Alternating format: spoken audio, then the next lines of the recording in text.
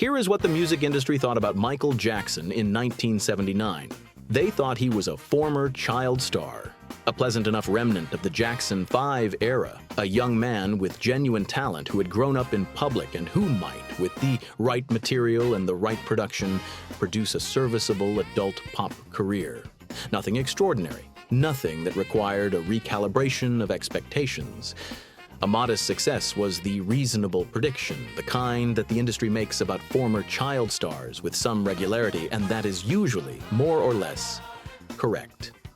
Off the Wall was released in August 1979. It produced 4 top 10 singles from a single album, a commercial achievement that had not previously been accomplished in the history of pop music. It sold over 20 million copies. It announced to anyone paying sufficient attention that what was happening was not the serviceable adult pop career of a former child star, but the opening statement of something without precedent. The Grammy Awards gave it 1 nomination. 1. Michael Jackson sat in the audience at the Grammy ceremony and received the information that the music industry, which had just been handed one of the greatest albums in the history of popular music, had assessed it as worthy of a single nomination in a secondary category. And something happened in him that was quiet and total, and that would produce 3 years later the best-selling album in human history. The Grammy voters had no idea what they had started. This is episode 2. The teenager who decided the child star was not enough, the partnership that changed everything, and the fury that lit the fire that would burn brighter than anything the music industry had seen before or has seen since. The transition from child star to adult artist is one of the most reliably difficult passages in the entertainment industry, and its difficulty is not primarily musical. The musical challenge is real. The child star must demonstrate that their talent extends beyond the specific context of childhood performance, that the gift is not a function of the novelty of witnessing it in a young person, but is genuine and durable and capable of development. But the musical challenge is manageable for someone with genuine talent. The more difficult challenge is perceptual. The audience that loved the child star has constructed an image, an emotional relationship to a specific version of the performer that does not automatically transfer to the adult version. The child star who attempts to grow up in public must do so against the resistance of an audience that preferred the previous version. In a media environment that will compare every new development to the established image, in an industry that has commercial reasons to resist any change that might disrupt the existing relationship between the product and its consumers. Michael Jackson faces all of these challenges in the mid-1970s, and he faces them with the additional specific difficulty of having been the most successful child star in American music. The standard against which any adult career will be measured is not modest. The Motown years have produced genuine commercial success and genuine artistic limitation. Berry Gordy's system is designed to develop and present black artists to the mainstream American audience, and it does this with extraordinary skill. But it is also a system with specific aesthetic boundaries. The Motown sound, the Motown presentation, the Motown image that are not designed to accommodate the specific, expansive artistic ambition that Michael Jackson is developing through the mid-1970s.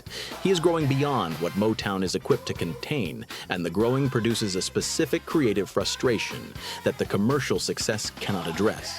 He leaves Motown and signs with Epic Records in 1975. It is a business decision and an artistic declaration simultaneously. The acknowledgement that the next chapter of the career requires a context that Gordy's system cannot provide. Epic is a CBS subsidiary with the resources and the roster and the specific creative culture to support something larger than what Motown can currently offer. The move is correct. The results will confirm it beyond any reasonable doubt. The critical missing piece arrives in the form of Quincy Jones. Quincy Jones is, by 1977, one of the most accomplished figures in American music, a composer, arranger, and producer whose career spans jazz and film and pop, and who brings to every project the specific combination of technical mastery and creative intelligence that the industry produces once in a generation, if it is lucky. He has arranged for Frank Sinatra and composed film scores for dozens of major productions and produced records across multiple genres with the consistent quality quality of someone whose relationship to music is too deep and too comprehensive to be limited by the conventional boundaries between styles. He and Michael meet on the set of the film adaptation of The Wiz in 1977. Michael plays the Scarecrow, Quincy is the musical director, and the meeting produces the immediate mutual recognition of two people who understand each other's relationship to music without extended negotiation. Jones hears in Michael's voice and in the specific quality of his musical intelligence something that he has not previously encountered in combination: the technical gifts of a singer whose instrument is extraordinary, the performer's instinct of someone who has been on stage since childhood, and the specific creative ambition of a young man who understands exactly what he is capable of and who has not yet been given the context in which to fully demonstrate it. They agree to make a record together. The recording of Off the Wall in 1978 and 1979 is the first time in Michael Jackson's professional life that the context is equal to the content, the first collaboration in which the producer and the production and the resources and the creative latitude available to him are sufficient to what he actually is, rather than an approximation of it. Quincy Jones approaches the production with the specific methodology of someone who understands that his job is not to impose a vision on Michael Jackson, but to create the conditions in which Michael Jackson's vision can fully emerge. He assembles the best session musicians available. He selects material with the specific intelligence of a producer who understands that the right song for the right artist at the right moment is not simply a question of quality, but of fit, of whether the song and the singer are made for each other in the specific way that produces something that neither would produce alone.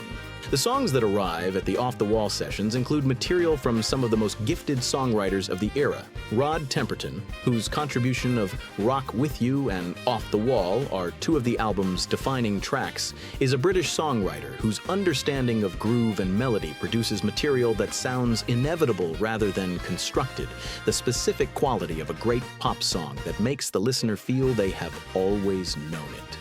Stevie Wonder contributes I Can't Help It. Michael himself writes two tracks, Don't Stop Till You Get Enough and Working Day and Night, that demonstrate for the first time on record the full scope of his compositional voice. Don't Stop Till You Get Enough is the clearest possible announcement of what Off the Wall is. The song begins with Michael's speaking voice, slightly breathless, the energy of someone about to begin something over a rhythm track that is already in motion.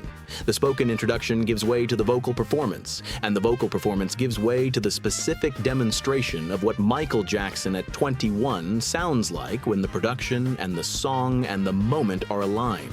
The falsetto that functions not as ornamentation, but as the primary expressive instrument, the rhythmic precision of a singer who understands that the relationship between the voice and the groove is as important as any note, the specific joy of a performance that sounds like it is happening in real time rather than being executed from a plan. The song goes to number one. It is the first number one single that Michael Jackson has written himself. It will not be the last. The recording process reveals something about Michael that the Motown years had not fully illuminated. His relationship to the studio is not that of a performer delivering what the producer requires, but of a creative intelligence actively engaged in every dimension of the production. He has opinions about the arrangements. He hears things in the recordings that the engineers do not immediately hear. He understands the architecture of a pop song, the relationship between the verse and the chorus, the way a bridge functions, the specific emotional logic of a great pop production, with the comprehension of someone who has been absorbing this information since the age of 5. Quincy Jones recognizes this and adjusts accordingly. The collaboration is genuine, not a producer imposing a vision on a vocalist, but two creative intelligences working toward the same objective with the specific productive friction that the best collaborations contain.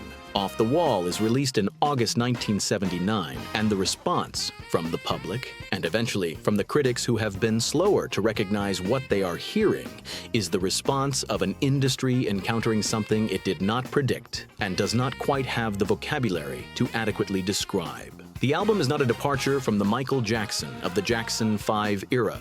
It is the fulfillment of what the Jackson 5 era was always preparation for.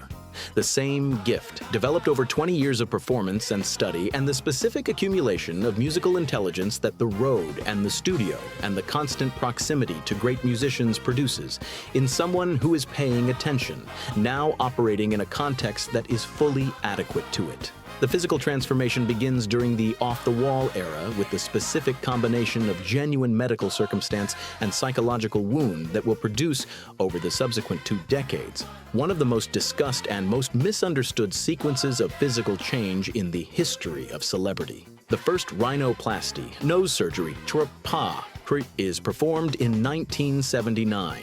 Michael reports that it is medically necessary following a dance rehearsal accident in which he broke his nose. This account is documented and credible. What is also true is that Joe Jackson's comment about the width of his nose has been present in Michael's self-perception since childhood, and that the medically necessary surgery provides the occasion for the specific correction that the self-perception has been requiring for years. The rhinoplasty changes his nose. The change is visible. The public notices and begins the conversation that will continue for decades about the nature and extent and motivation of Michael Jackson's physical alterations, about what they express about his relationship to his own identity and his own racial heritage, about whether they represent self-hatred or artistic reinvention, or the specific psychological response of a man who grew up being told that his face was not acceptable. The vitiligo, the skin condition that causes loss of pigmentation in patches of skin, is present during this period, though not yet widely visible or publicly understood. Michael has it. His dermatologists have documented it. It will become, over the subsequent decade, the explanation for the most dramatic, visible change in his appearance.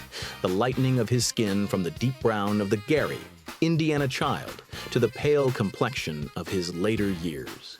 Whether the vitiligo accounts for all of the skin lightening or whether bleaching treatments were also employed is disputed in ways that the available evidence does not fully resolve. What is certain is that the vitiligo is real, is documented, and is the origin of whatever combination of natural and assisted lightening produces the appearance of the later Michael Jackson. The psychological dimension of both the surgery and the skin change is inseparable from the biographical context. A child who was told his nose was wide by the father whose approval was the organizing principle of his emotional life, who grew up performing for audiences whose gaze was as much consumption as appreciation, who has never had the experience of a relationship organized around who he is rather than what he looks like. That child becoming a man has specific, understandable reasons to be uncomfortable in the body that the world has always treated as a product. The discomfort does not excuse the choices. It explains them with a specificity that the simple narrative of self-hatred cannot accommodate. The Jehovah's Witness faith continues through this period as the organizing framework of Michael's private life, the specific, demanding religious practice of a community that requires substantial commitment of time and engagement in exchange for a comprehensive moral and social framework. Michael knocks on doors in disguise and in Chino, distributing Jehovah's Witness literature to people who do not recognize him, practicing the specific discipline of ordinary religious observance in the only form that his level of fame permits, disguised, anonymous, doing what the faith requires while concealing the identity that would make the doing impossible. The faith and the fame are in tension that will never be fully resolved. The Jehovah's Witness community's specific relationship to entertainment culture, its restrictions on the content that believers are permitted to engage with, its requirements of a separateness from the mainstream world that Michael's career makes structurally impossible. He manages the tension imperfectly as people in impossible situations manage them, by finding the accommodations that the situation forces while carrying the guilt that the accommodations produce. The Grammy Awards of 1980 represent the most consequential institutional failure of taste in the history of the Recording Academy. Off the Wall receives 1 nomination, Best Male R&B Vocal Performance for Don't Stop Till You Get Enough. The nomination is not wrong. The performance deserves recognition. What the single nomination reveals is the Recording Academy's failure to understand that Off the Wall is not a genre record to be evaluated within the category of R&B, but a work of popular music that exceeds the categorical boundaries the Grammys use to organize their assessments. The album that produced 4 top 10 singles: Don't Stop Till You Get Enough, Rock With You, She's Out of My Life, and Off the Wall, representing an achievement without precedent in commercial popular music, receives a single nomination in a secondary category. The implication is clear, and Michael receives it clearly. The industry that is supposed to recognize artistic achievement has not recognized his. He does not express his response publicly. He is not a man who expresses strong feelings in public except through the music, which is the one form of expression he has been practicing since before he could manage any other. What he says privately is that the snub is unacceptable and will not stand, that the next record will be impossible to overlook, that he will produce something so massive and so complete and so beyond the capacity of any evaluative framework to dismiss that the dismissal of Off the Wall will appear in retrospect as the specific historical error that it is. He is 21 years old. He is furious in the specific, focused, productive way that certain people are furious when the world's assessment of them is insufficient, when the anger becomes not a distraction from the work, but the fuel for it. The conversation with Quincy Jones that follows the Grammy ceremony is brief and specific. They will make another record. It will be everything that Off the Wall was and more. It will be the record that defines what a pop album can be. They begin working on what will become Thriller in 1981. The specific decisions that will produce the best-selling album in human history are not yet made. The songs are not yet written. The moonwalk has not yet been performed in public. The world does not yet know what is coming. But the fury is there, and the talent is there, and Quincy Jones is there. And Michael Jackson at 21 is the most gifted popular music performer alive, and he has just been told, in the specific language of a Grammy nomination, that he has not yet been recognized as such. He intends to make that impossible to maintain. The world will not be able to look away, not from what he is about to do. Episode 3, Thriller, The Moonwalk, The Night the World Changed, and the Pepsi commercial fire that started something it would take 30 years to finish burning. This is Legends of America.